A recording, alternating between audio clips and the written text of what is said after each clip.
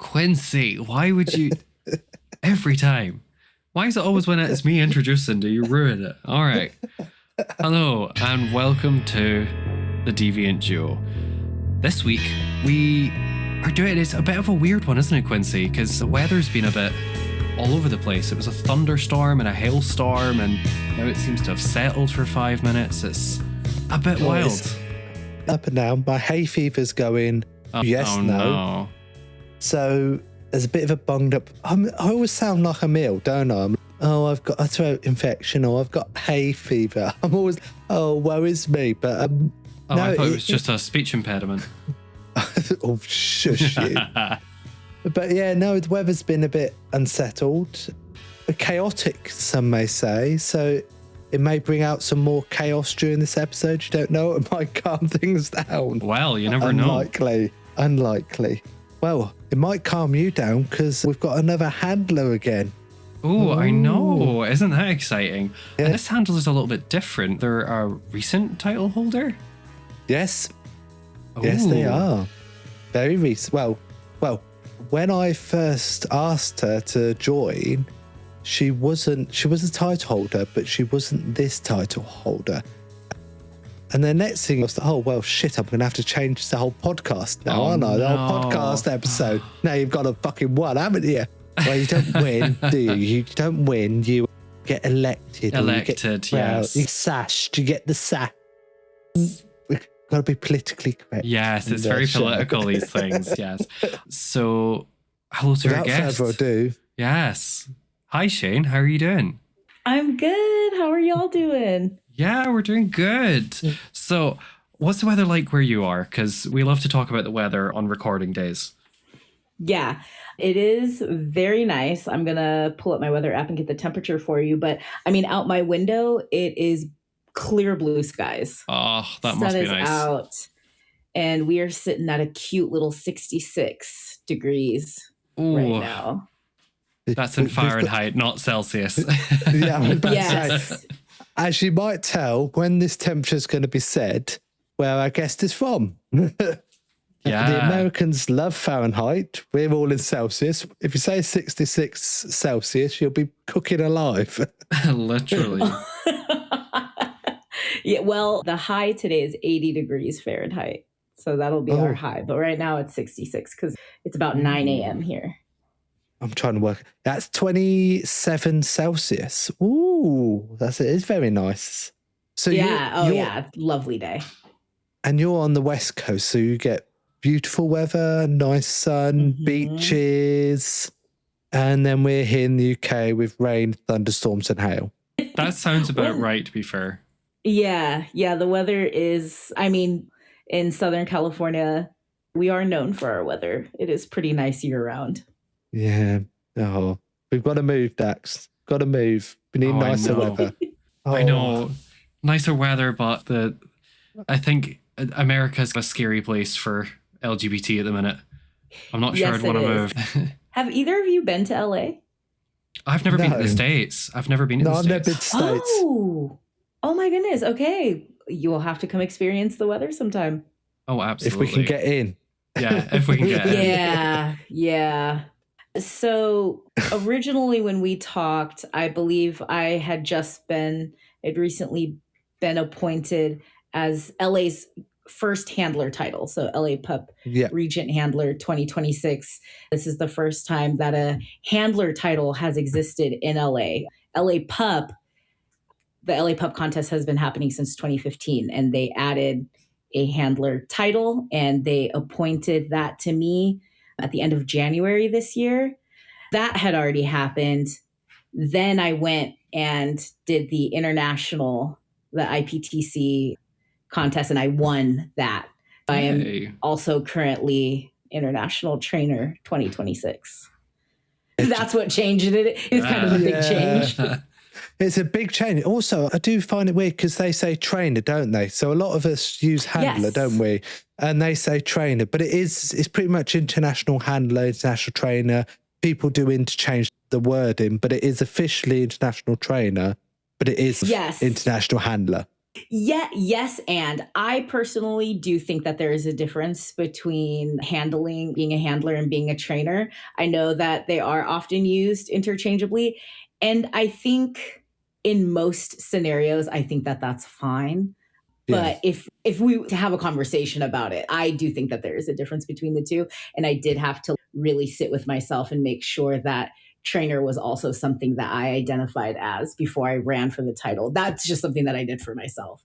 Yeah, because a lot of titles are that though, because they're very.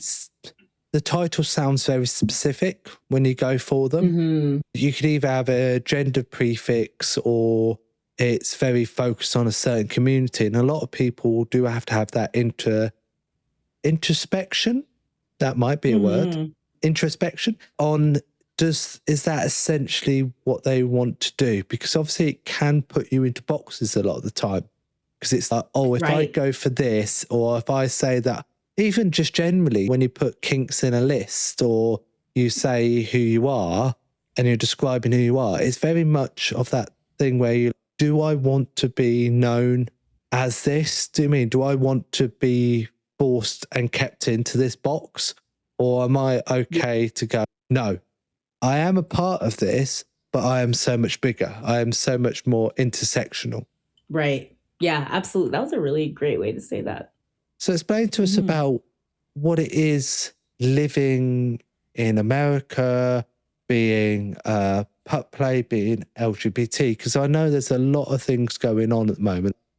I don't really want we know a lot from the news, but I want to know personally, do you know what I mean? I want you to, we want to learn about you and want to learn about what it's like to be you and living with what we're hearing. Do you know what I mean?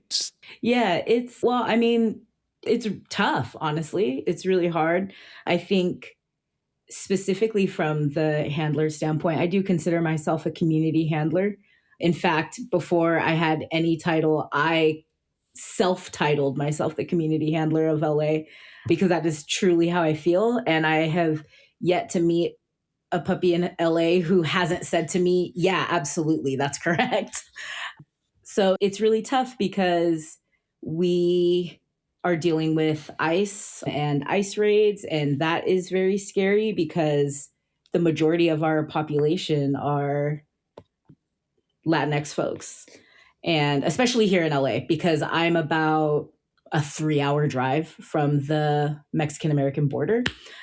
So it's scary. There are pups in the community who can no longer take public transit for fear of ICE raids. And it's really put a damper on the community. Don't get me wrong, we're still out here and moshing on the mats and everything. But I think that it's important to be realistic about how the community is being affected by our current authoritarian regime.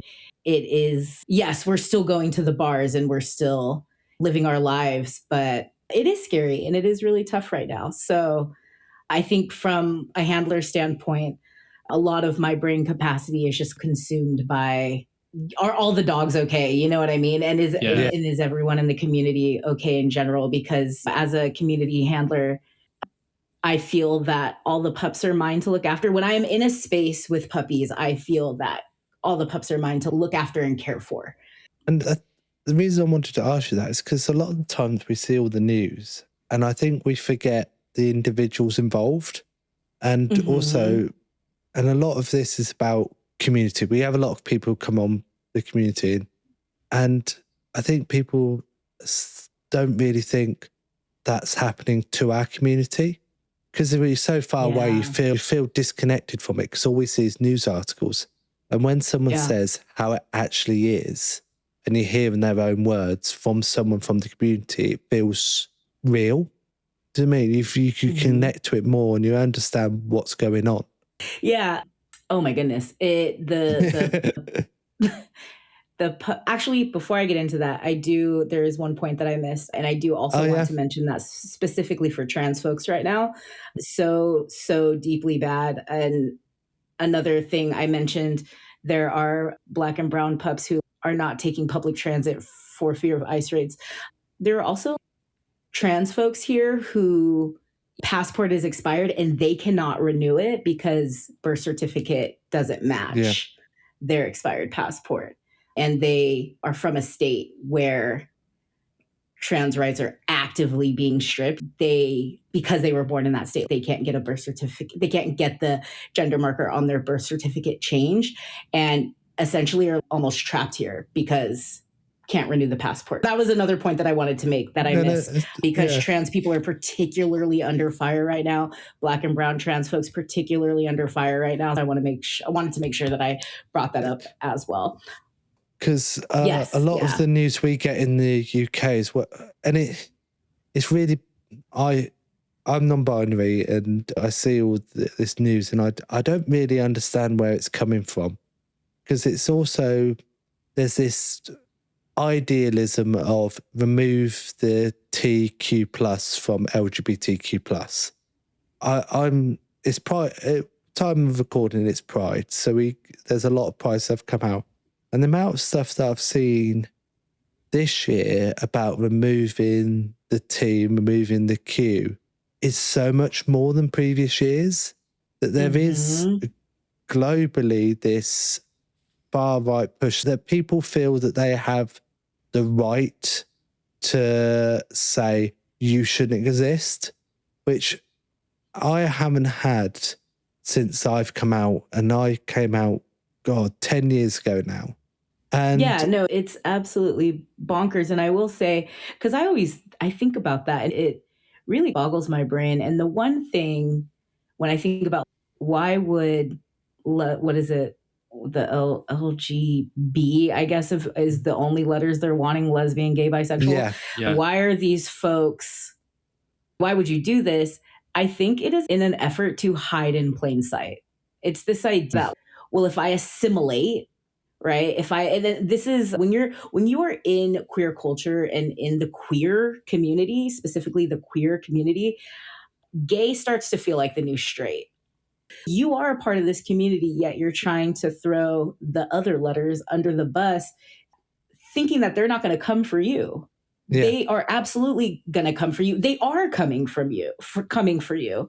It's a futile effort, but when people with internalized homophobia, and also too, people are scared because fascism. So I don't know. That's the only thing that I've been able to, the only thing that I can think of why somebody would act that way, because it is so weird.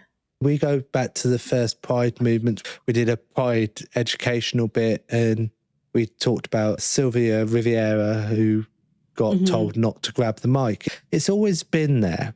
Do you mean? Because I think when people are scared, they're worried and they're trying to do everything to try and protect themselves. And at the moment, a lot of people are scared. With this far right movement that you're saying, is that people are trying to protect themselves and they don't understand there is a community behind them. And they might be so scared that they're trying to throw people under the bus. We're not connecting as a community properly. But if we do connect, we are safe within numbers. You are safe with us. We are safer in numbers. We are stronger as one community rather than these siloed sections. And when we're siloed and when we're independent, it is so much easier to pick people off if we are siloed and not a joined community. Yeah, individualism will absolutely be the demise of us all. And also, yes, you have a whole community behind you, but you have to be willing to fight for that community too. You know what I mean? So that, it's a case by case basis, but yeah, we're definitely stronger together always. And talk about stronger together. We'll go. So I think you've got quite a strong community in LA. You've talked about a few events and you've got moshes. So talk about that positive community aspect, that what drives the LA community, kink-wise and pup-wise, handler-wise. Yeah. Community's massive. It is majority puppies, which I think is the case in most places. LA actually doesn't have a ton of handlers until very recently. There's a small group that's kind of cropped up, which I'm very excited about because I would love to see more handlers. But community is massive. You can go, and this is, if we're talking about pet play specifically, you could go to an event every week of the month if you wanted to, because almost all the events happen on a monthly basis. So you've got Howl on the first Sunday, you've got Chewy's Kennel on the second Tuesday. I'll actually be there tonight doing rope demos. You've got SoCal Creatures on the second Saturday. You've got Pet Park, which is my event, every third Saturday. You've got Cantina Kennel on the fourth Tuesday of every month. And then there's other stuff. There's other stuff sprinkled in between. You've got Cruise, which is a monthly leather dyke event at the Eagle, at our local Eagle. And that's every third Saturday.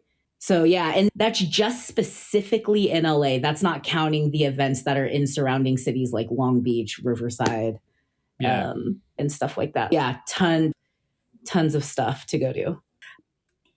It is and it isn't. I would say most of the events are male-centric, but they're not male exclusive. And leather dykes definitely exist in the male-centric spaces because we're leather too. You know what I mean?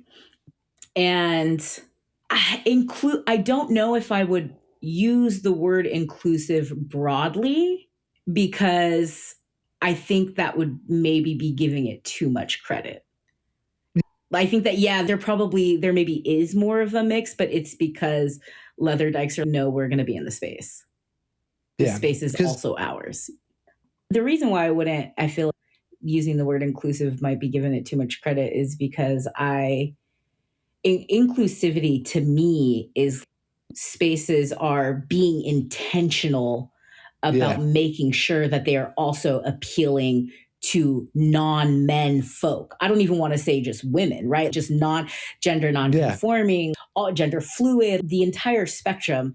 Inclusivity says to me, you're being intentional about making sure that the space is inviting. And I don't think that is happening.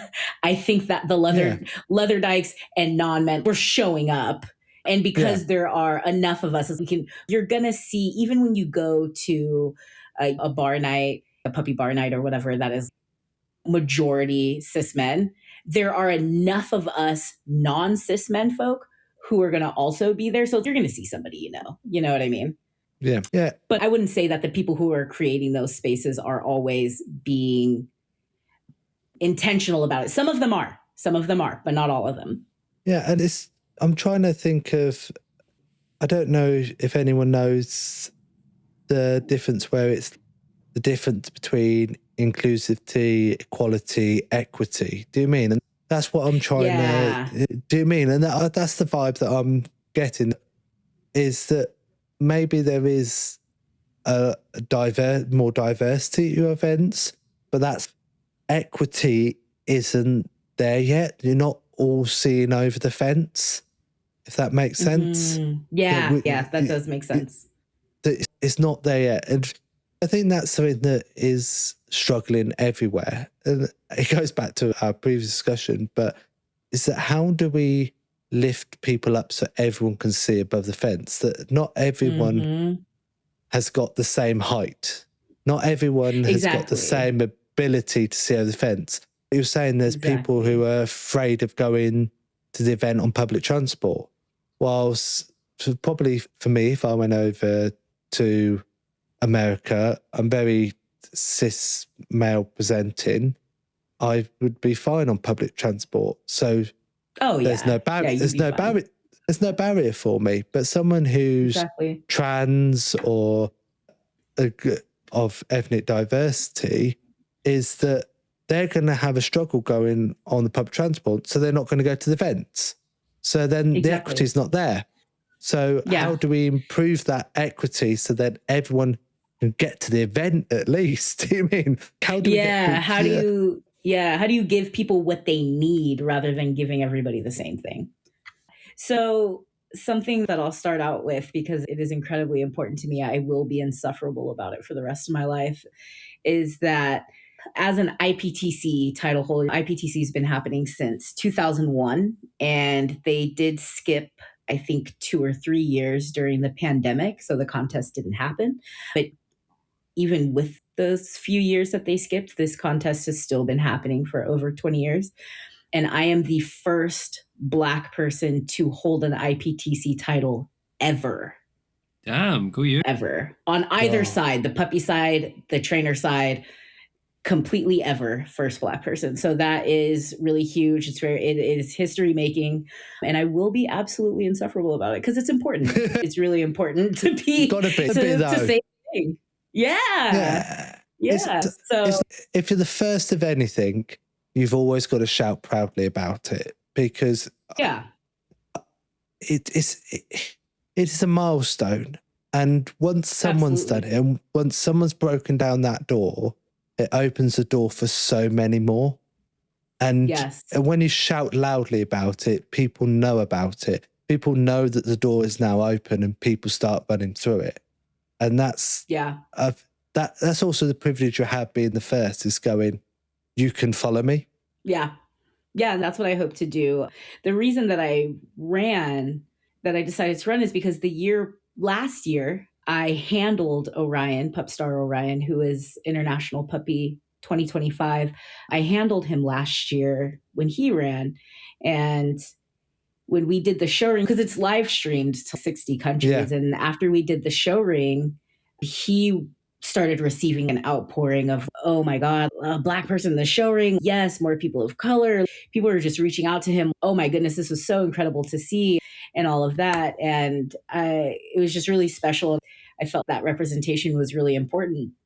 And I was like, well, what if they saw a Black person run? What if they saw a Black person win? Okay, I'll give it a shot. Also, puppy plays is my main kink. I live it 24/7.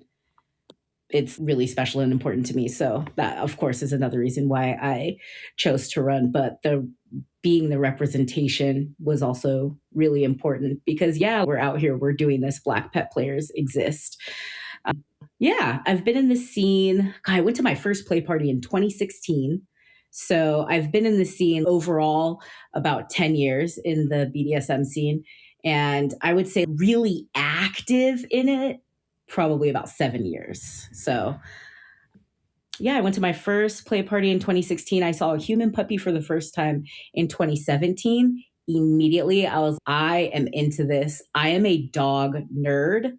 In my vanilla life, I always have been since I was a kid. I don't know if y'all know what the Westminster dog show is. We have Westminster here. I think you guys have Crufts. We have Crufts here, yeah. We have Crufts. Yeah. I watch Crufts on YouTube.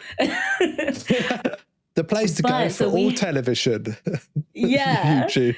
We have the Westminster Dog Show here, which is our version of Crufts. And when I was in middle school, my aunt recorded the Westminster Dog Show for whatever year it was and recorded on a VHS for me. And I spent multiple weekends watching it over and over because I wanted to memorize all the dog breeds. I say that to say deeply a dog nerd, always have been. When I saw a human puppy, I was so deeply impressed by the way she moved just like a puppy. And as someone who has grown up with dogs, I have also worked with dogs in many different capacities. I used to be an animal control officer. I worked in an animal hospital. I was also a professional groomer for about 7 to 10 years. So I have a lot of knowledge and experience with dogs, and I was so deeply impressed by the way that she moved on all fours. And her handler told me, I was like, what is this? Tell me about this. And he said that that as a person, she has social anxiety and she really wants to make friends, but her anxiety really impedes her from doing that. And he said, but when she puts the hood on, she's baby dragon and she is a 3-month-old golden retriever. And she acts like a 3-month-old golden retriever. And I was so impressed by just the way she was moving on all fours. And it was so much exactly like a 3-month-old golden retriever. I was so impressed. And that was the start for me. I guess I'll take a dog in any form, actually. A dog in a human body? Sure, I'll take it. So that was in 2017. In 2018, I went to Long Beach Pride, and I always go in the leather tent because obviously, and there was a mosh area. So a mosh area is essentially there's mats down, wrestling mats or the soft puzzle mats, and it's where pups can get on all fours and play. And there's a little mosh area, and I went over and there's probably 8 to 10 pups there. And I just went to the edge of the mats and I put my hands out and I said, "Can I pet you guys?" And they all just came up and I pet them all. And that was my first time meeting Orion in real life. I had been following him on Instagram and I just pet all of them. And there was one specifically, Rambo, who just put his head right in my stomach. And it was such a dog thing to do. And I was, oh my God, I love this. This is incredible. So that was 2018. And then in 2019, I started going to SoCal Creatures, which is the more gender expansive pet play group here in LA. And they started their events in 2019. And I went to the first one and I now have been volunteering with them. One of their co-founders, Wiley Wolf, is my mentor and has been it'll be 6 years in November. So, and I still volunteer with SoCal Creatures. So that's how I got to where I am now. So long. I hope that wasn't too rambly. No, you've been in longer than we have. Well, longer than I have. I was 2019, so mine's now, what would that be? 7 years?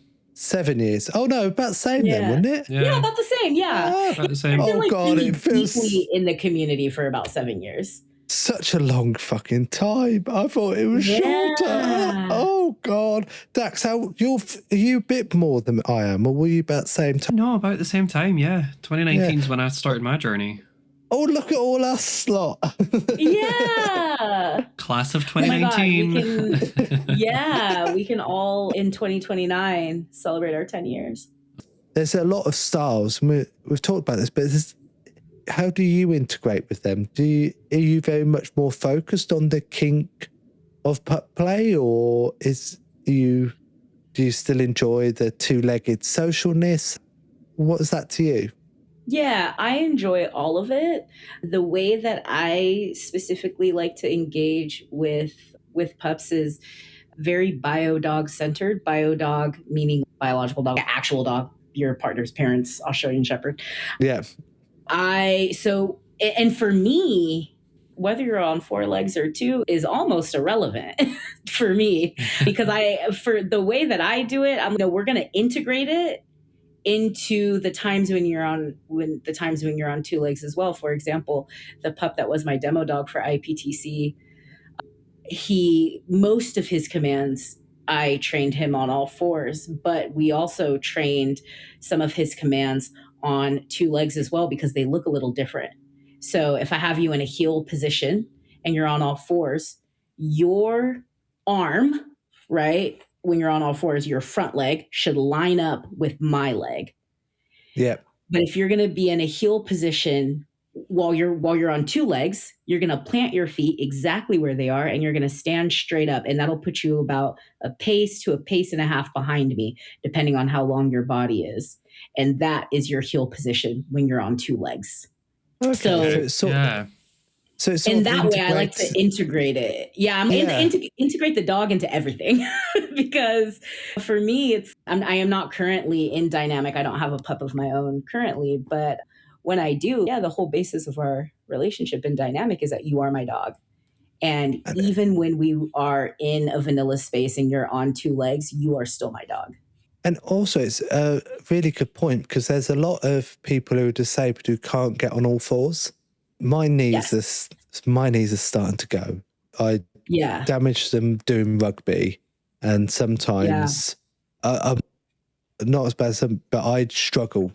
I start struggling sometimes being on all 4s for a long period of time because of damage I've done into my kneecaps. But there's some people who physically can't at all get on all 4s. Yeah. There's people who are in wheelchairs who all do pup play, but sometimes it's about adjusting it. And it sounds like you've got a really great way of adjusting, having that very kink-focused pup play.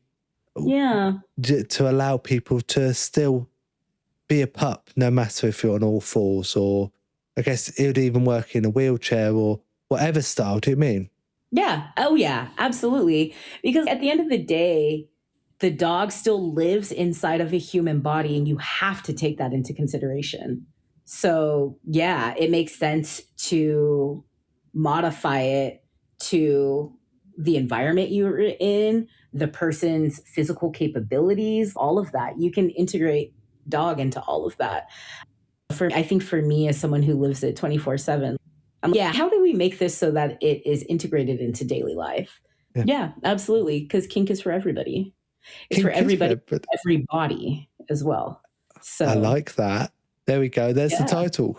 Kink is for everybody. Wait, so does daddy come with age? Do you just become a daddy when you reach a certain age?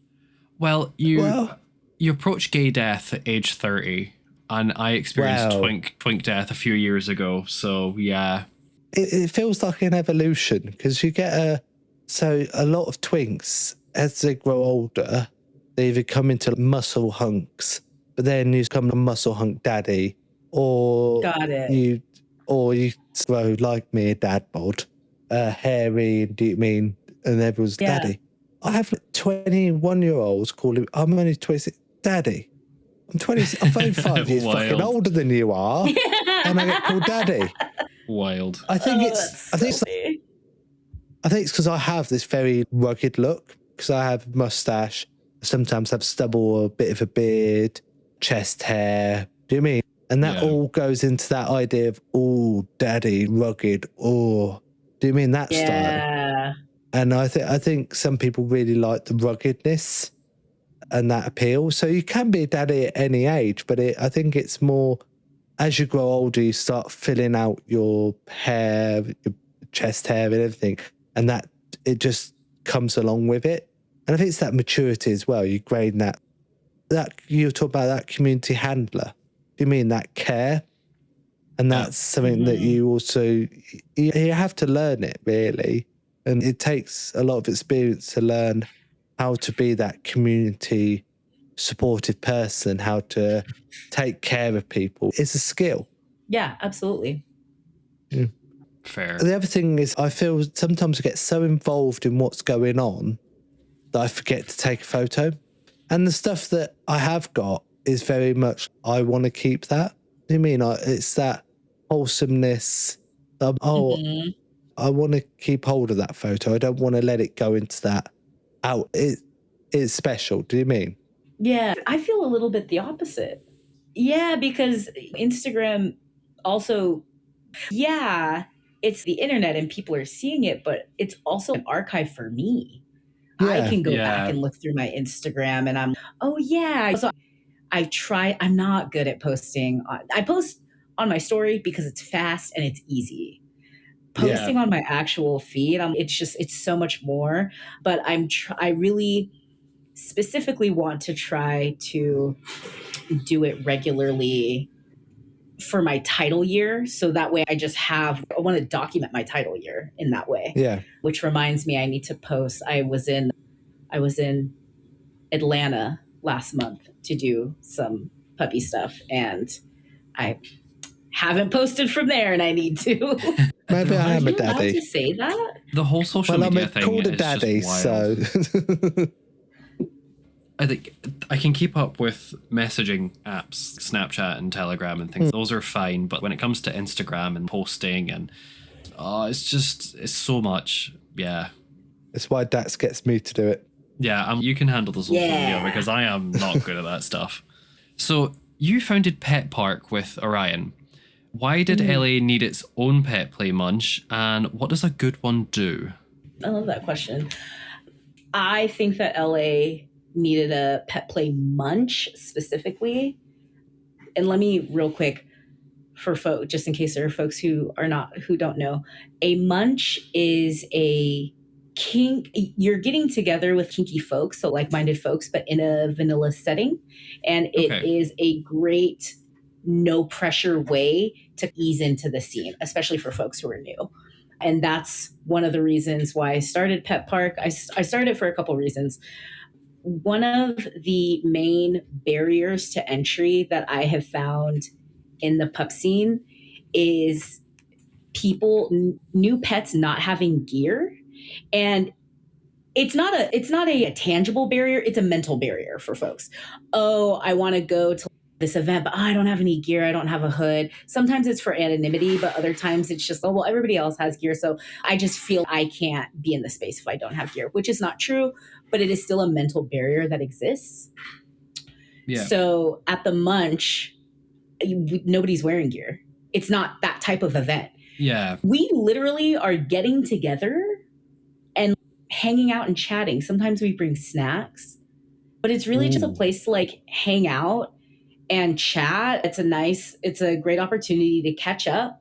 There's also, it is not at a bar. Most of our pup stuff, almost all of our pup events are at bars, with the exception of SoCal Creatures.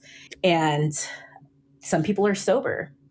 Some people are not of drinking age yet. The drinking age here is 21. Yeah. But the legal age is 18. So if you are 18, you can be there. It's interesting because you are so much younger than me.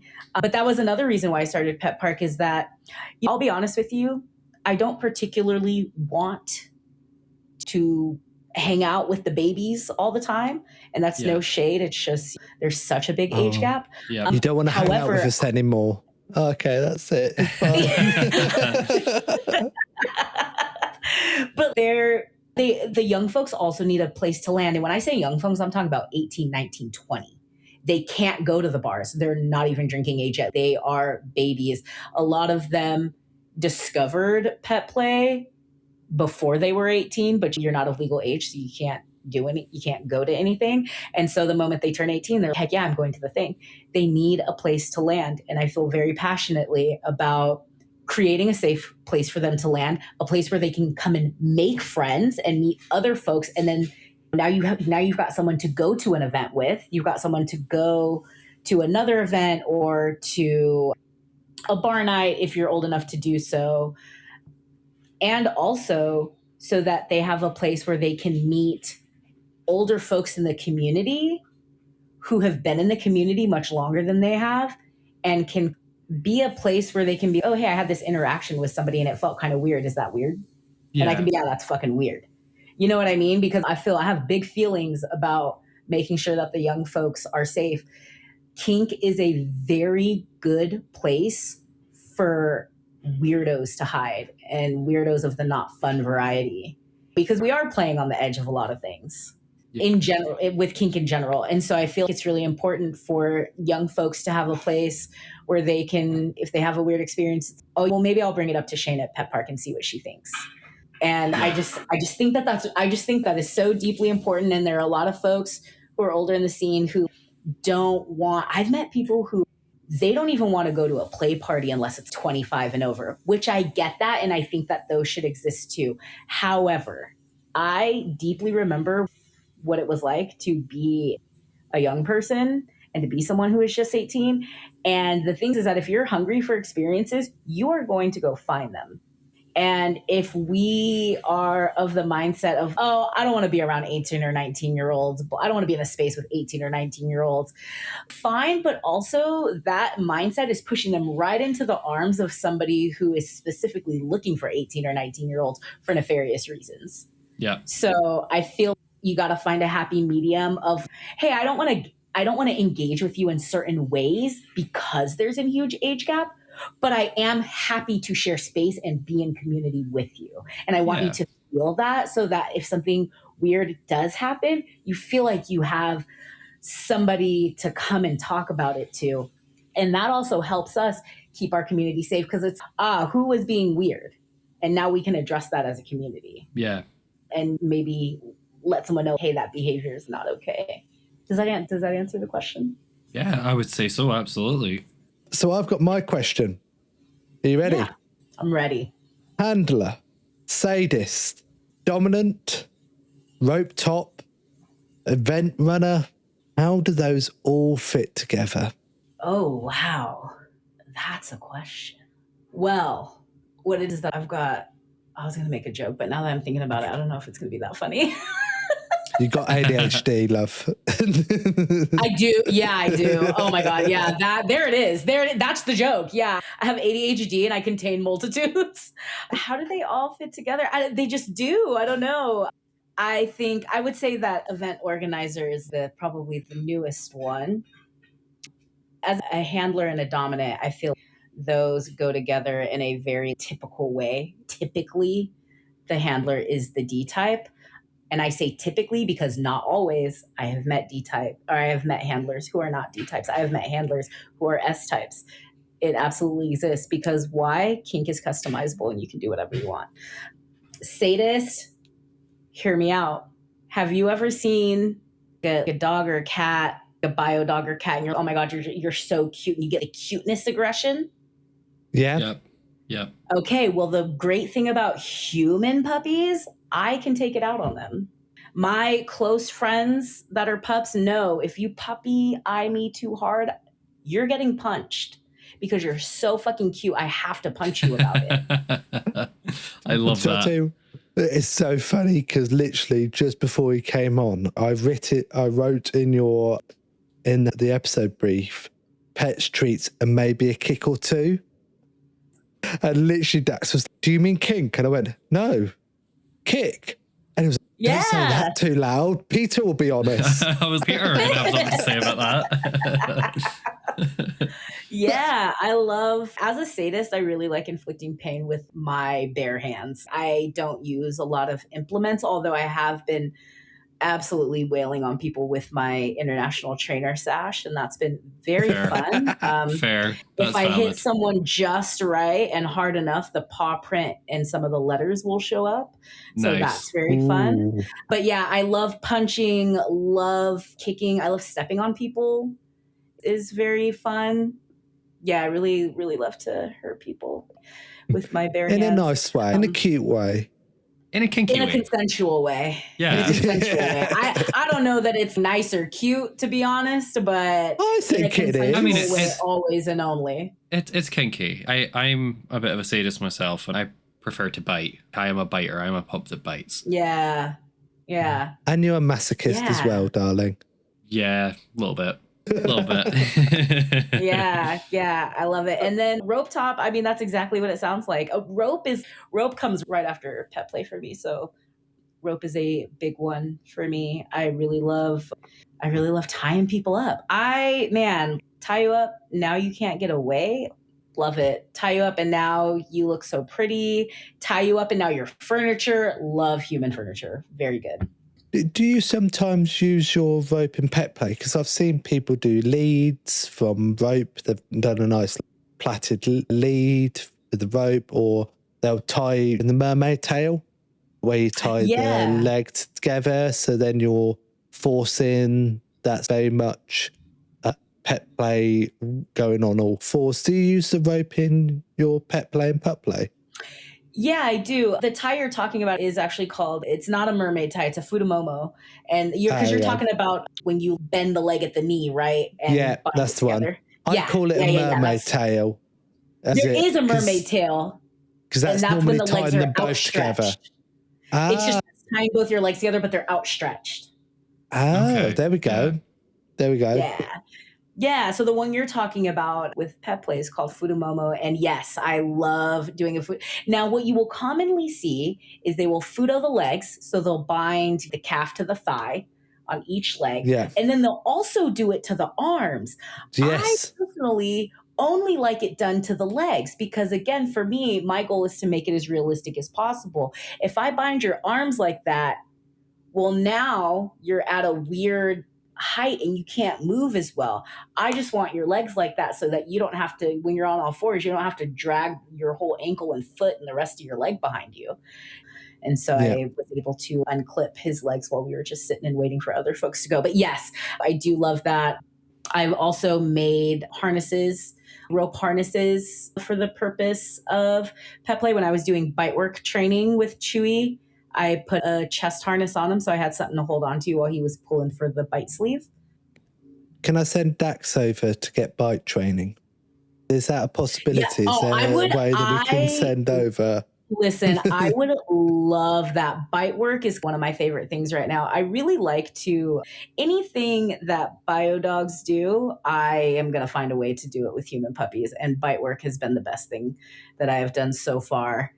It is really incredible. So yes, my goal is actually to do it with more pups. And I'm realizing that unfortunately, I might have to wait until my title year's over because I just don't know if I'll have time to do it during my time. I'm traveling every month until February. And some of the trips are long hauls. I'll be going to Australia at the end of September and stuff. So really nice. Yeah.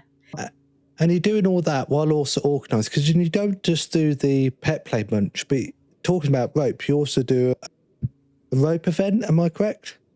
Yeah, I do. I host LA's only exclusively Black rope jam. So it is for Black folks only. And that is because if you know anything about American history and chattel slavery, you can imagine that for people in Black bodies to engage with rope can be a little tough. And especially if you're in white spaces, it can be tougher. I've met a lot of Black folks who are, I'm really interested in trying rope, but I just can't be tied by a white person. That just doesn't feel good to me. And so I started Kinfolk to give Black folks a space to explore rope amongst other Black folks, for a lot of folks that feel safer for them. So yeah, in fact, the next one, I do it every other month. So Pet Park happens monthly. So yeah, yes, I do. I host that event as well. And that is one that I'm proud of both my events, but Kinfolk really holds a special place in my heart because it is such an important space for folks. Yeah. But I think that was a really important topic there about bondage restraints. And there's a lack of visibility of Black people in, whenever I see bondage, it's always a white person. I mean, every time I see it, mainly on social media, it's a white person being tied up in bondage. But there is that barrier between bondage and the Black community. And it's very hard to talk about as a white person, 'cause I understand a bit, but it's hard for me to see. Does that make sense?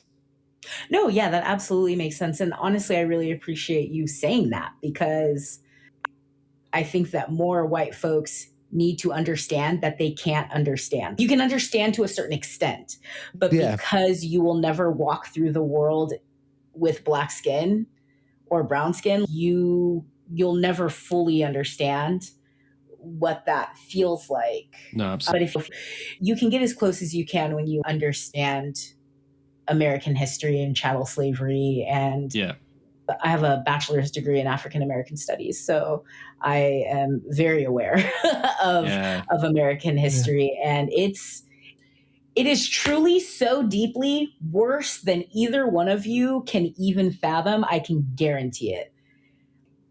And even after slavery, when slavery legally ended in the U.S., I can also promise and guarantee you that the time after that is also worse than you can even fathom and imagine. And it wasn't maybe as obvious as America, because if you look at the distinction, there is a very big distinction of how the different cultures were, but it still existed and it still happened. Yeah, absolutely. It might have just not been as spoken about, or it might have not been as much rights movements and everything else like that, but it happened and it was there. Yes. And it's worth acknowledging that there are similarities and there are differences. One thing that I'd really like to know is that I've noticed, I would say it's more recent years, there's kind of been it's becoming more popular of race play. Is that something you know anything about? Oh, yeah. How do you feel about that? First and foremost. It's weird. I'm going to be so real with you, and you do not have to edit this out. I am, especially depending on the context, I will absolutely kink shame somebody for race play, because what? Yes, I think context is so important. If you want to do a scene of a slave auction, I'm kink shaming the fuck out of you. Absolutely, yeah. Please do not edit this out. But I will say this. I am pro Black folks doing whatever they want consensually. Yep. Even if the optics of it make me feel a little uncomfortable. But if you are in a consensual dynamic and you happen to be the S type and you're Black and you found a D type or an M type, who, if you do MS, and that person is white, but that's where you found a safe dynamic, a safe consensual dynamic, Yeah. you like it, I love it. And also, it makes me feel, the optics of it make me feel a little uncomfortable. Both things can be true, but I'm always going to be pro Black folks doing what they want and what feels good for them, as long as it is safe, healthy, consensual. Yes, absolutely. All the things. I have also seen race play done the other way around, where the Black person is the dominant. Yeah. And the white person has been submissive, and people explained it's like gaining power back. But obviously I've then seen people who are white who are really, I feel weird about it, where it's the big black cock, BBC and all that stuff. Oh, because you're fetishizing. And that's the problem. But then the person who's Black, who's the dominant, is then having this race play because they're gaining power out of it, but then the white person fetishizing sometimes, not always, but sometimes fetishizing. And I'm just, it gets very muddled and it gets very complex. And then it's, how do you feel about it? How should I receive it? How should I look at this? Because I'm white, so I see that side of it, but then I don't see the side of the person who's Black. Yeah, I can't. So here's the thing. I can't tell you how to feel about it because I don't speak for the entire Black community because I'm just one person. But I feel at the end, the fetishization is a problem. Yeah, that is a problem regardless of if there is a Black person on the receiving end who enjoys it. Fetishization of somebody based on their race, based on them being trans, based on them being fat, based on, because there's a bunch of different types of fetishization that happens. And fetishization based on one physical about someone is a problem. It is always a problem. It's always going to be a problem. So I think it's just about finding what are the facts of the matter and this is just in my opinion and how I feel about it and me just riffing on the spot right now. I think that there can be a situation, right, you're talking about where a Black person is a dominant and the S type is white and fetishizing them. And the dominant is aware of that and is okay with that and maybe gets something out of that. And I love that for them. And also fetishization as a whole is a problem. You know what I mean? So both, I think it's going to be a lot of situations where two things can be true. Yeah. But at the end of the day, always going to be pro Black folks doing what they want and what makes them happy. So complex, but I think it just falls into, there's just going to be multiple things true at the same time. And it's. I remember the name of it now. So for what Quincy was saying, where it's a Black person is the dominant, it's called BNWO. What does that stand for? I've never heard of that.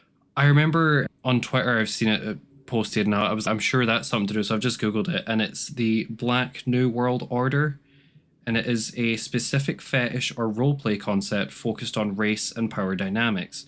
Within these communities, it typically involves themes of consensual humiliation, cuckolding, and the reversal of traditional racial power dynamics. Oh, let's learn something. Okay,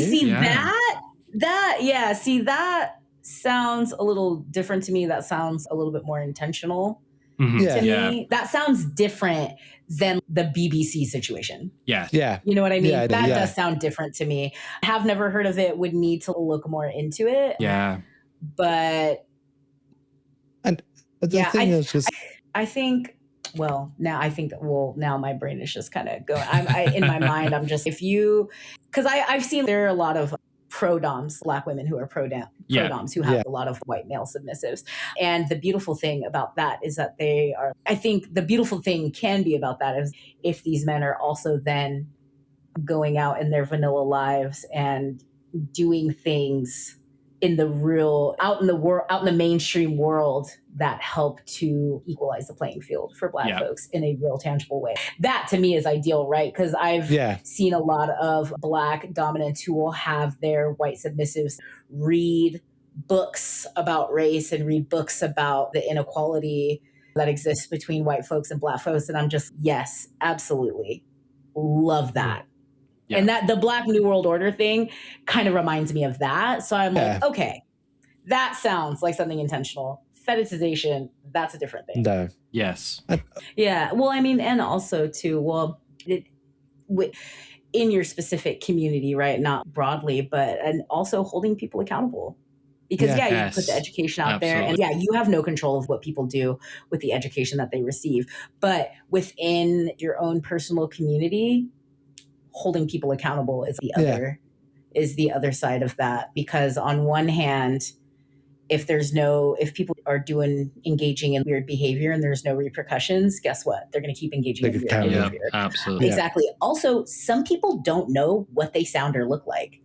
And so sometimes the accountability is being, hey, you said this thing at the bar the other night and this is what it sounded like. And they don't, and they're, oh shit, that's not what I meant. And it's cool. This is what it sounded like. This is why, it's kind of why it sounded. And they're, I actually meant this, and it's cool. Here's maybe a different way that you could say that. Here's why it came off the way that it did. And then it's, okay. Some people, when they know better, they do better. I wish it was all people, but that's not always the case. But holding people accountable, I think, is the other part of that. Yeah. And accountability, and I would say when I hold someone accountable, is sometimes I go, okay, you did this, and then you say your opinion, and then sometimes I can't always educate. I'm not always in the space to educate. I haven't got time and mentality. Right. Here's some resources to go look at. Yeah, absolutely. Here's a place to go look at that might give you a bit more insight into what I mean. Do you mean? And it's holding people accountable to learn, not just go. So I think sometimes I've seen it where people have held people accountable and said, you're in the wrong. And that's the end of the conversation. Yeah. And and I think as we grow as a community, we learn how to improve accountability. There has been a lot of improvements over the years that I've seen, but I think it is that we all learn, we all build, we all learn how to hold people accountable. We learn how to accept that accountability as well. And I think that's a hard thing as well. And I think we are growing, but it takes time. And I think we are, we as a community, we're starting to get better. We're starting to learn about what accountability is. Yeah. Hell yeah. I love that. Accountability is such an important part of community. And I think it's the part that people want to gloss over or not think about or not talk about. But we only have each other, especially right now. The whole world is experiencing this right-wing shift. It's happening in more places than just here in the US. I feel now more than ever, we really have to lean on each other. But part of that is accountability. Part of that is conflict. Community is conflict. I think people don't really want to take that in, but it is. And conflict doesn't have to be, this big blowout, yelling, screaming, blah, blah, blah. Conflict is also just a disagreement. Conflict is also just, hey, you did this and it didn't feel good.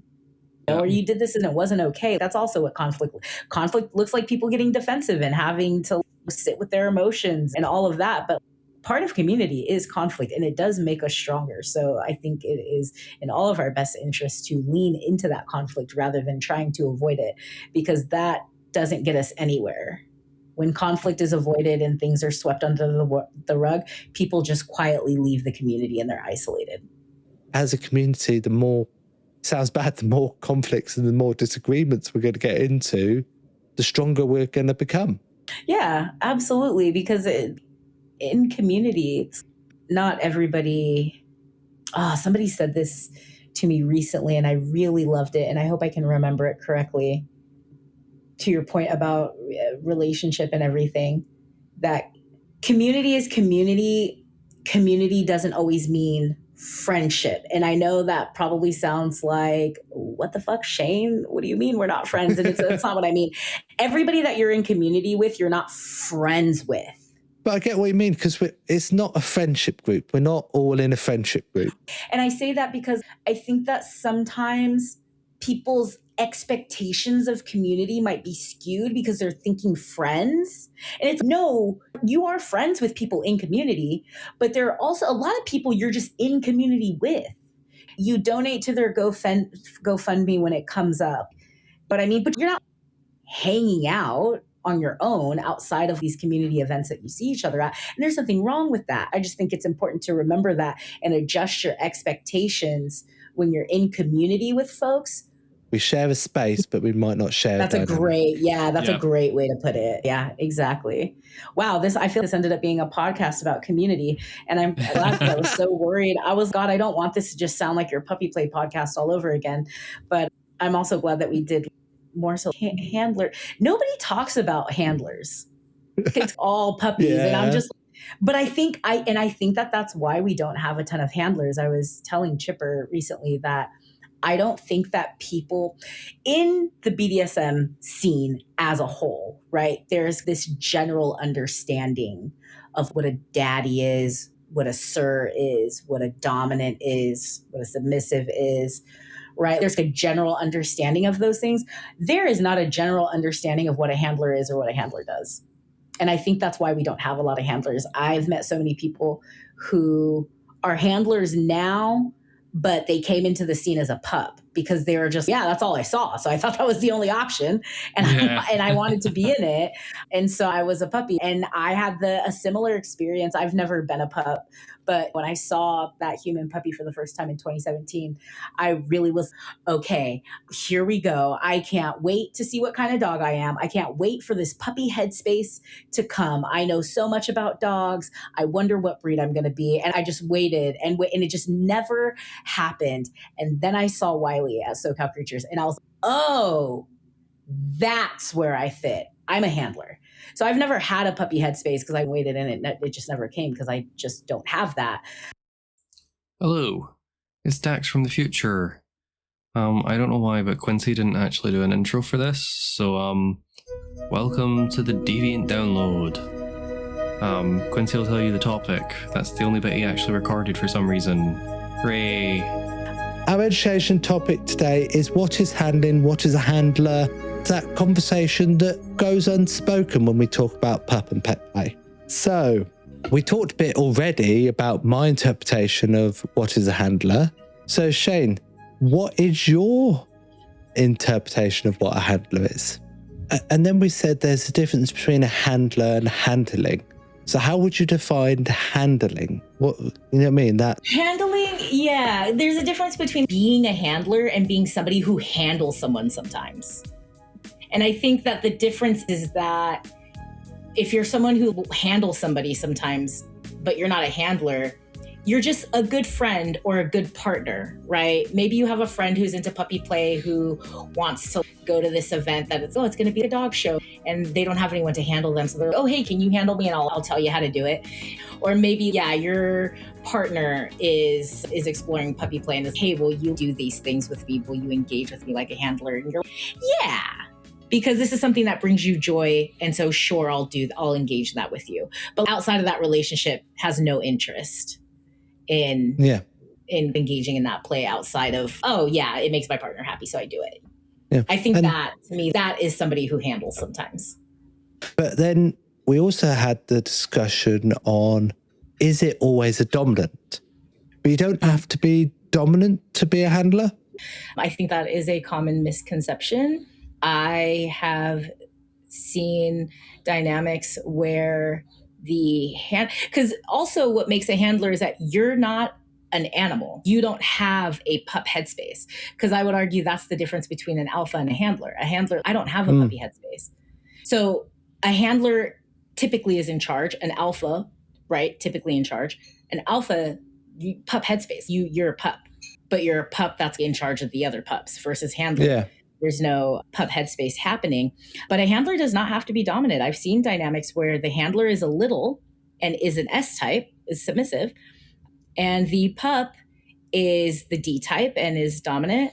And it's a pup takes care of the little, which makes it a kid and their dog. It makes sense, right? Yeah. So a handler is not always a D type, and some handlers are switches too. So, and you don't have to be. And so just going on the alphabet, my personal perspective would be that an alpha is handling of puppies in their care. Do you mean if alpha had a beta, they're handling? But obviously you wouldn't call them a handler, but would you say they are handling in some ways, or how would you describe it in your perspective? And also, well, it is worth saying that I think that I've met people who they have a pup headspace. They also have a handler headspace. And I think that the main difference is that if you're in handler headspace, the pup in you has nothing to do with that. Versus if you are leading if you're leading from a pup headspace, if your pup headspace is involved in the leadership that you're doing that day or in that scene, then I would be okay, alpha. Yeah. But if you're at an event or you're in a scene and your pup headspace is not involved, handler.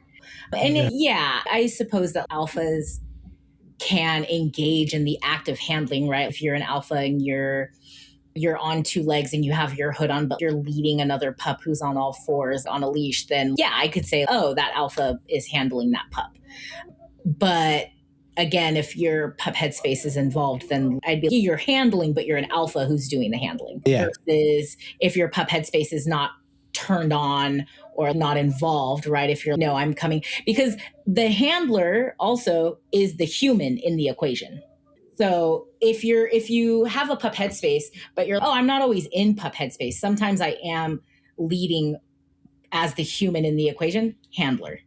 But so I started out as a puppy and then became a handler, and handler is mainly my main dynamic, I would say, when I'm interacting in pup or pet play now.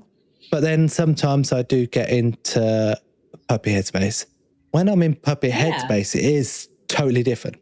But the thing that I do notice is that I still handle in some ways. Like what I will do is if someone's being naughty, I'll go pin them down. Do you mean I'll go? Okay, very alpha vibes. Yeah, or I will knock them over. Do you mean nudge them and go, oi? I'll be playful and everything else, and I'll do it in a playful way, but it's very much, I feel I'm handling in some sense because I'm steering them or I'm guiding them to go, okay, you've been naughty there. Yeah. Check your behavior in a fun, playful way. And it's that they are different because yes, I'm overbranching handling. I'm doing that task, whether I'm puppy or human, but the human is just a handler. Do you mean when I'm puppy, I'm not a handler. I am puppy. I don't want to even call myself alpha. I'll just say I'm puppy because I'm just chaotic craziness. But handler is very much always that humanesque. Yeah. But obviously handling can be a part of different aspects. But so you said you didn't start off as a puppy, but you're trying to find, you were looking for it, weren't you? You said you were trying to... I was waiting for it, I was waiting for a puppy headspace to come and it never did. Like that door waiting, like a puppy waiting in the door for their owner to come back home. You're like that, please, can I have something? Why do you think a lot of people start off with puppy and then become a handler? What is there a natural progression? Yeah, of course, it's going to be dependent on the person. I think a big part of it is that when people are introduced to puppy play, it's usually puppies. They see puppies galore, puppies everywhere. Puppies have the gear, right? When you think about pup gear versus handler gear, pups have most of the gear. You know what I mean? So visually, you're seeing puppies. And so I think that some folks don't realize that there's another option. I'm going to do this. And then as they're in the scene, they meet other folks and they're, oh, there's this other role here also, right? You learn, as you get into the scene, you learn about the other roles, right? And then you meet folks who are alphas and you realize that that's a thing. And then you meet folks who are handlers and you realize that that's a thing. And then as you learn, evolution comes with that. And you might find that you also identify with as a handler, or maybe you solely identify as that. Maybe you came in as a pup because that's what you saw and you thought, oh, well, alpha is the option for me. And then you realize that there's handlers and trainers and you're like, oh, actually that feels the most right. So I think that a big part of it is just puppies are what you see initially. And so people go with that. And then actually there's other types of pet play that I saw. And one thing that I've really wanted to do, and I really haven't had the chance to do, and I'd love to explore, is handling a pony or the pony play. But sort of handling doesn't have to be just pups, but then you get this weird look, when you become a handler, you don't need a handler of pups. There's also so many other types of pet play that you can interact with. How do you think that's different for each type of pet play? I think that a handler is that across the board, in my opinion. Although I will say, pony play does feel like its own thing. Yes, definitely under the pet play umbrella, but I feel you can absolutely group puppies, kittens, what's another common one? Foxes. You can group them all together. Yeah. Pony play is separate. It feels separate from that. But yeah, it's because also there's a trainer, because you train horses, so it's trainer, I guess, can be used. Yeah. There's a jockey. I've heard of some people being jockeys. Absolutely. So there's all these different concepts. And there's so many, when you think of handler, you then got trainer, then we've obviously said jockey, driver, owner, dom. Do you know what I mean? Just there's all these words that could mean similar things. Do they mean actually different things, or are they just interchangeable because people interchange them?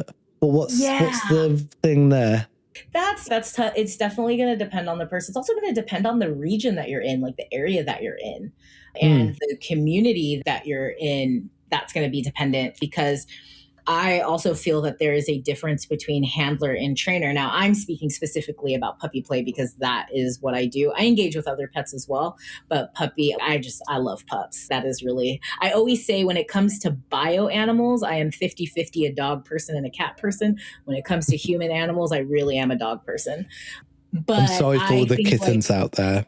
Listen, okay, I do need you to know, though, that one time a human kitten did make biscuits on my leg, and it was the cutest thing ever. It was so adorable, and I loved it. So mad love for the kittens. But puppies, that's my sweet spot right there. Yeah, I do think when it comes to puppy, I'll speak on puppy play because that's where I have experience the most with. I think the difference between a handler and a trainer is that when you're handling, I think that it's a lot more, it's very caretaking, right? Because dogs can't take care of themselves. You're there to care for the pup. And it's also very collaborative. It's all, what experience do you want to have as a puppy? And then I, the handler, will facilitate that, right? I'll help facilitate that for you. Versus as a trainer, and again, this is my opinion, this is how I think of it. When it comes to training, for me, when I step into a trainer headspace, it's about me. I am going to train you to my liking. I am going to train you to do what I want you to do. When I train you to sit, you're going to sit the way that I like.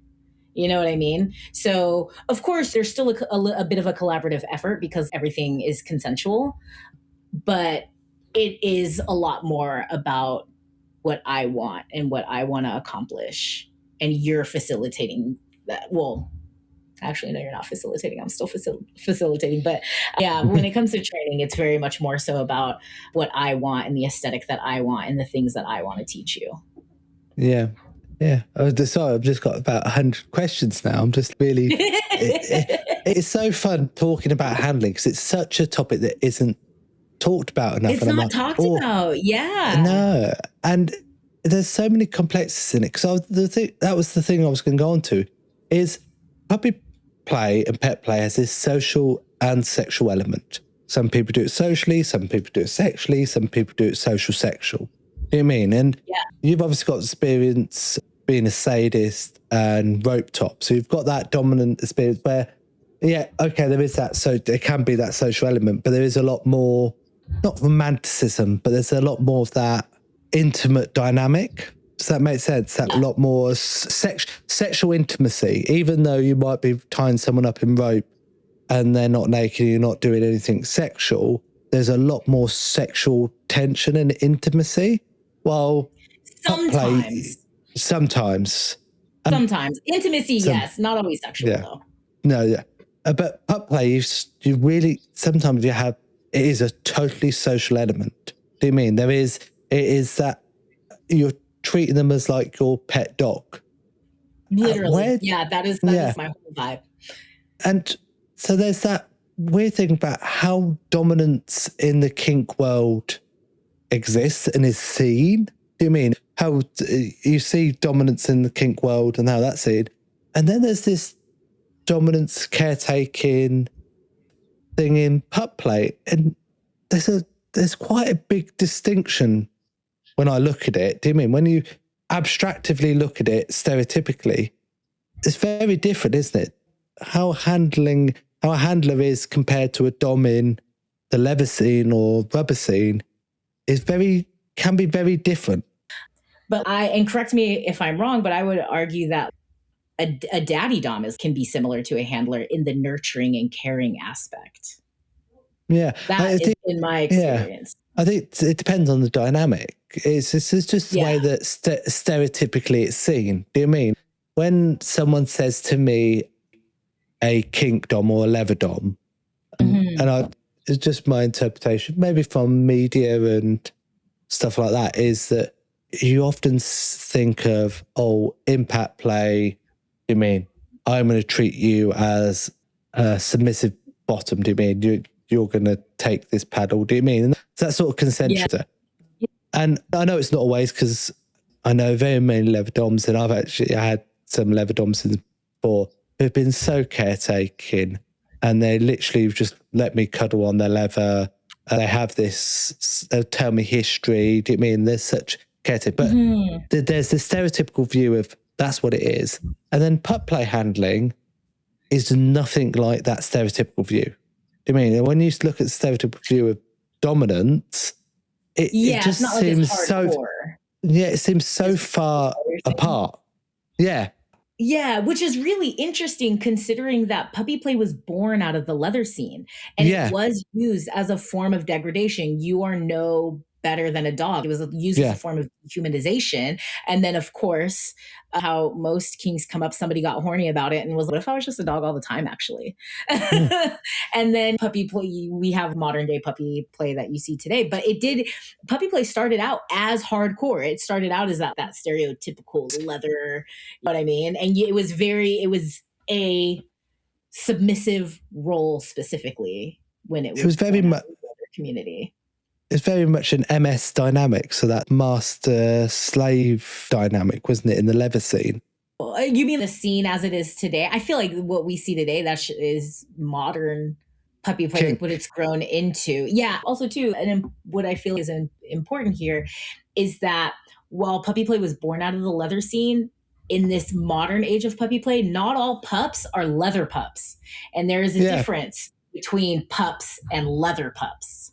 And I feel that is also the distinction that we have to make here as well, because the puppy play being as broad as it is now is because it's evolved so far beyond its origin that you have pups in the scene who are not leather pups, and that is different. Well, I was just thinking there where you're talking about different types of pup play and anthropomorphism. I was thinking we've got furries as well, and the intersection between furries and pup play, where you have handlers in the fur scene who are the human ones, helping the furries walk around the venues and looking after them. Do you mean, have you had a drink of water? Make sure you go this way, you're about to walk into a wall. Do you mean? Yeah, that's a tough one, because I feel like folks who are someone's handler in a fursuit, I feel that's very different from puppy play, because it's very what's that word I'm looking for? It's very surface level, right? I'm making sure that you don't run into a wall, and I'm handing you a snack for you to put through, I don't know, whatever whether you could put it through the mouth of your fursuit hood or whatever, like, or I'm helping you take the fursuit off and put it on. It's very surface level. It's very practical versus handling and puppy play. There's a lot more to it than that, because I was just about to say, sorry. No, I was about to say that, but then I know some puppies that's all they want from a handler. All they want from a handler is sometimes just that supportiveness. When they go to an event, they want someone to know there's someone there. I would sometimes say I'm an uncle handler sometimes. Yeah. And I've said this before where I'm not their alpha, I'm not their handler, but I'll be uncle handler. Do you mean? And that it's it's handling, but then we just say that to me is what being a community handler is. Yeah, I still feel the difference between handling a furry because handling a furry to me is the same as my mentor was my contestant handler when I ran for IPTC. So they were with me the entire time, help me make sure I get places on time, help time check, right? Because I'll get into a conversation with somebody and then I'm just talking and then they're, hey. You said that part, you said they want someone to know that they're there. And I feel that's not happening. I don't think that that's happening really with the furry handler versus a pup, you being a community handler. And it's specifically because of that part that you said with pups, they want someone to know that they're there. That's deep. I want somebody to know that I'm there. I want someone to see me. To me, that feels deeper. Yeah, and I think it's someone to see me, someone to know I'm there, someone I know I can trust. And I bet you, quite a bit. Yeah, and I bet you after a year this podcast's been out, we'll both have totally different opinions of what a handler is and what handling is. It is changing that quickly, I feel. Totally. It changes so much and it's so independent of people's dynamics and people's feelings. It adjusts and it changes so quickly. So yeah, we'll have to talk about it again in a year's time. Maybe we should just have a podcast, get rid of Dax, because he's a puppy. And we'll just get all the handlers on a podcast. No, but Dax, as a puppy, well, you're also doing stuff outside of puppy play now. You're doing you're now a leather boy or a leather person. Yeah. So I guess there's that element. But as a puppy, is there anything you want to ask about handling? Is there anything that you've felt as a puppy gone, I don't really understand that, or I want to know more about that? Well, my main thing was about the difference between handlers and alphas, because as you know, I previously had an alpha, but I've never had a handler. Yeah.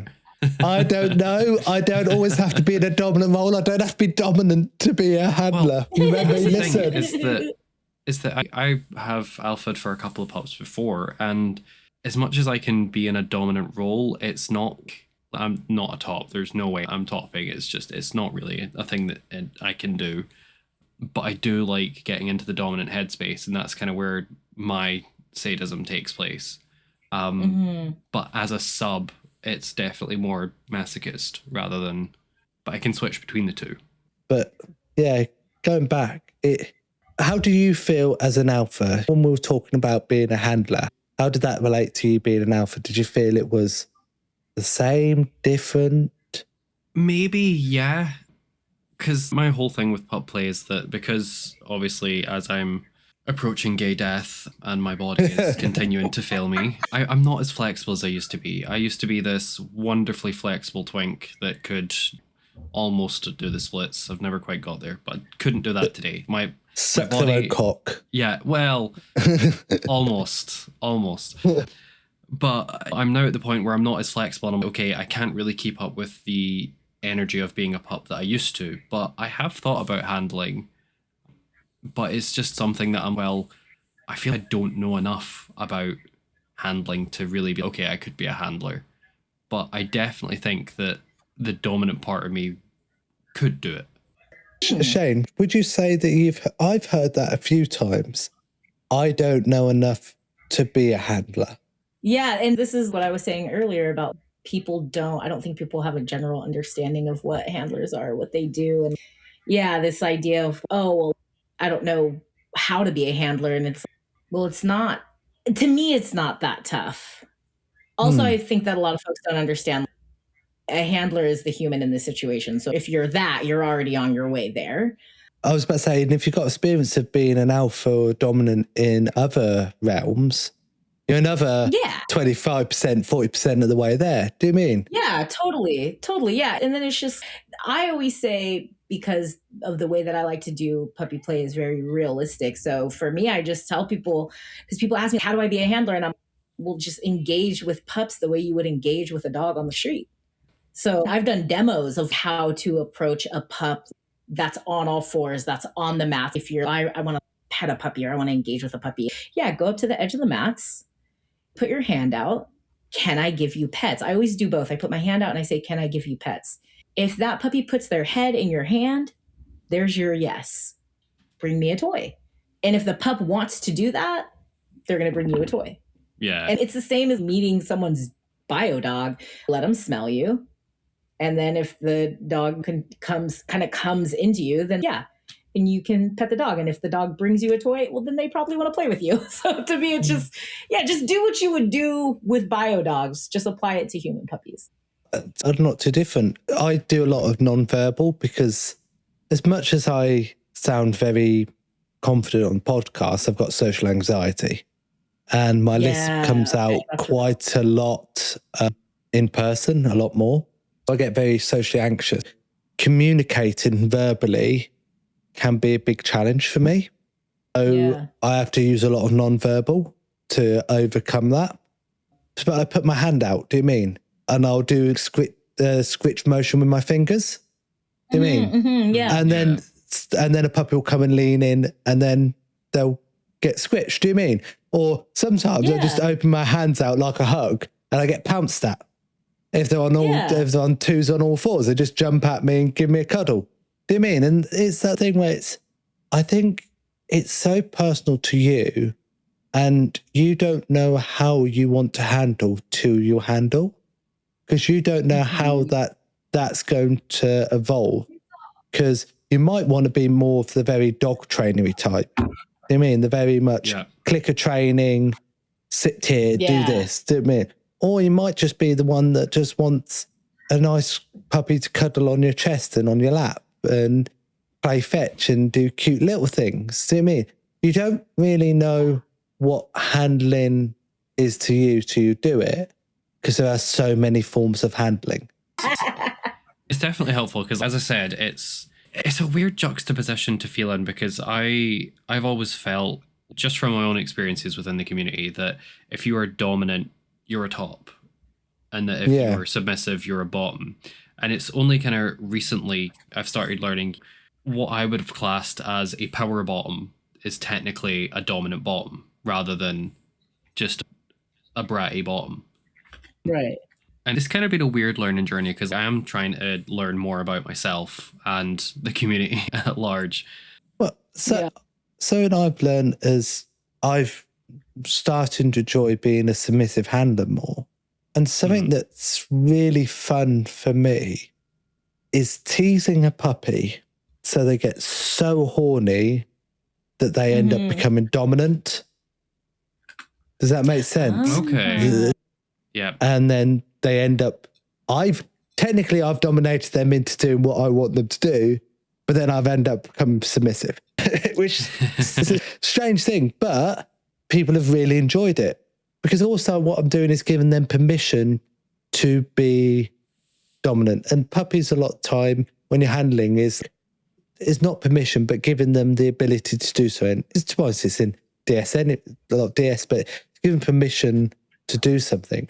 And that's where then that submissive handling really is coming to play and really worked really well because I'm still being a handler, but I'm ending up becoming in a somewhat of a submissive, even I don't do anal. I'm not loose, but because of the way that's developed, and there's so many ways that you can develop it, and I'm just learning that now after 4 years of hadn't been a handler, I've started to work out how to be a submissive handler. I've met more switchy puppies, which I can now do this with. And it allows me to explore, not just them. Do you mean? And it's having a dynamic with someone that you can explore is really important. Yeah, absolutely. We'll do our last thing now, won't we, Dax? It's Dax's favourite time. It's time for Dax's dice. Roll it, own it, share it. The dice don't judge, and neither do we. You feeling lucky today? All right, you rolled a 13. Ooh. Hey, listen. Okay, this is actually a good one, to be fair, though. This is, what's your boldest experience in a kink space or scene? Oh. Boldest experience? Yeah. The time in which I was bold? Yeah, we'll go with that. Yeah. I guess you could also... my most intense experience. I was thinking intense. That's where my mind went. Oh, okay. I think it can be interpreted many ways. Yeah. I think the most intense scene that I have done to date is, well, I've done it twice now, but this one was in a natural body of water. I drowned one of my puppy friends in I love drowning. I love drowning people. Another way in which I am a sadist. Not drowning to kill someone, drowning. No, oh my God, no, and consensual. Consensual breath play. Yes, absolutely. Just clear that up for the audience. Yes, thank you. Yeah, I did that last year in Canada in a natural body of water. It was just a flowing stream. I can't say river. It wasn't big enough to be a river, but it was big enough that you could walk out into the middle of it, and it was, I don't know, up to your upper thighs. That's how high the water level was. So yeah, we did some breath play in there, a lot of dunking, and he is a pup. And he specifically is a Great Pyrenees, which is a type of livestock guardian breed. So they're typically used on farms for livestock guarding. And he identifies with that a lot, of being a farm dog and a working dog and stuff. And so the whole idea about it was that I was doing this because I needed, in an effort to raise his stamina and endurance so that he could be a good guardian dog and be good, do good farm work and have the endurance to do it. So that was really fun. So baptism into being a farm dog. A baptism also happened that same weekend. Orion and I actually baptized a puppy as their breed. They asked us at the beginning of the weekend, oh, well, what breed do you think Sunshine is?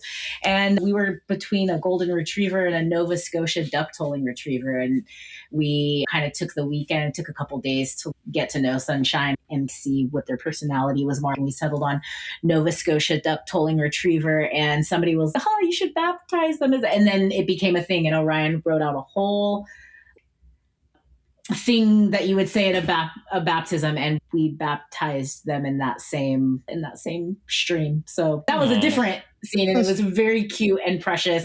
And I, being as into, like I said, I am a dog nerd, so I really geek out about the breed and everything. And it was so heartwarming to me that there were parts that I had to say and parts that Orion had to say. And then at the end, we said it together. We now name you the Nova Scotia duck-tolling retriever. I could not even finish saying the breed because I got choked up. And I knew it was going to happen too. Aww. But it was just such a precious thing that I just got all choked up and I couldn't finish saying the breed name.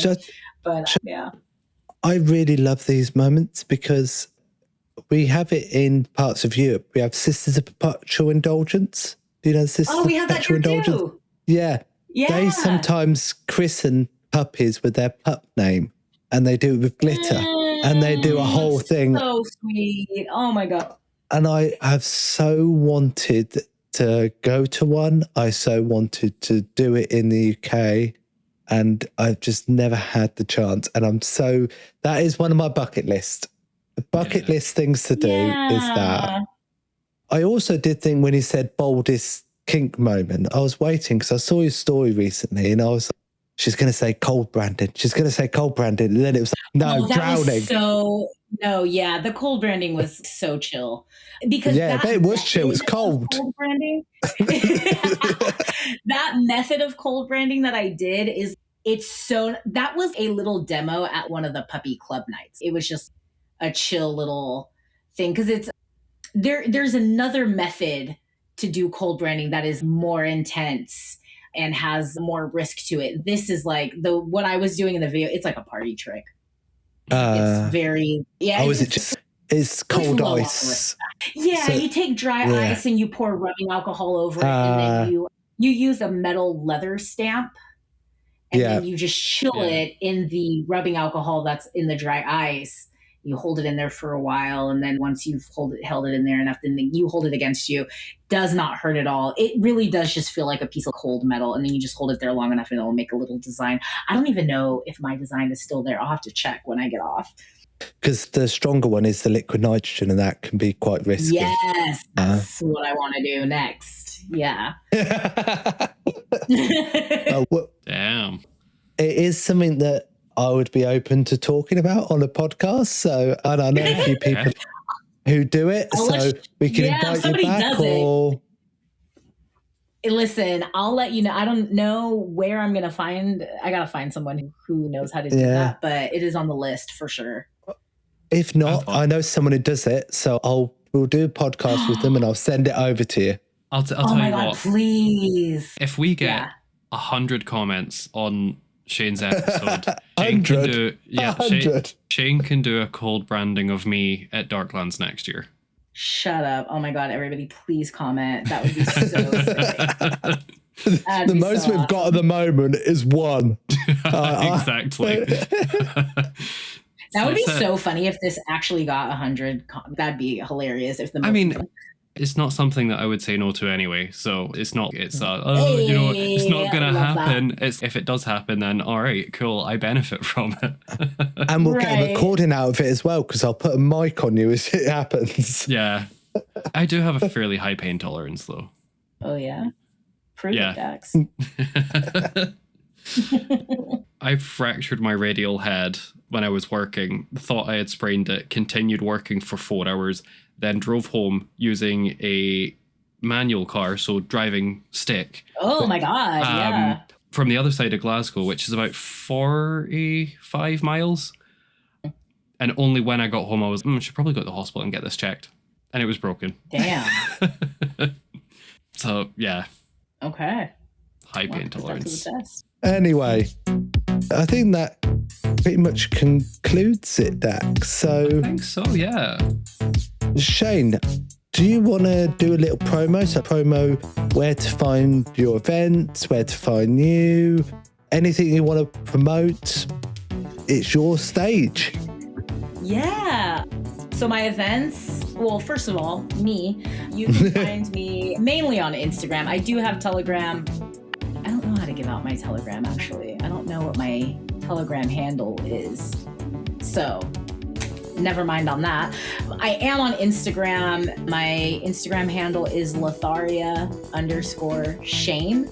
And Lotharia is spelled LOTHARIA_. Shayn is SHAYN. There is no E at the end. There is no E. So you can find me on Instagram. If you deeply would rather talk to me on Telegram, you can find me on Instagram and then ask me what my Telegram handle is, and that'll give me a chance to find it. I host 2 events here in LA. I host Pet Park, and the Instagram handle for Pet Park is petpark_LA. And I also run a rope jam exclusively for Black folks called Kinfolk. And you can find that at kinfolk_LA. And kin is spelled with a Q. Oh, cute. I think that's all of them. Yeah. Yeah, I think that's all the places. Other than that, if you see me, I will be around this year. If you see me, please come and say hi. I know you can't see me on this podcast, but I'll be wearing a sash that says International Trainer. So if you see someone wearing that, that's me. Come say hi. I'll be at Folsom Street East in New York this month, actually, in a couple weeks. You'll be at Darklands? I'll be at Darklands. I'll be at Australia's pup-to-handler contest in October. Oh, yeah. Yeah. AUPHC. Yeah. Oh, so good. And I'm also likely, it hasn't been decided yet, but most likely I will be in Spain in December for their puppet-handler contest. Ooh, I really want to go. nice. I would really love to go to Spain. I had 3 or 4 people from Spain like hit me up on Instagram after I won, and they're, are you going to come to Spain? I would like to. Yeah. Also, if you are hearing this and you're, wow, I would love Shayn to come to my thing, hit me up. And the best way to guarantee that I can make it to your thing, especially if it is very far, is if you can either help me in affording flights if you've got points, or if you have a guest room that I can stay in so I don't have to pay for accommodations. That's the best way to get me somewhere that is far from home. Sharing is caring. Exactly. So, I've been Quincy. I've been Dax. I've been Shayn. Yay! Yeah. I don't know if I'm supposed to do it too. Absolutely. Absolutely. We've been the Deviant Duo. We'll see you next time. Bye. Bye. Bye.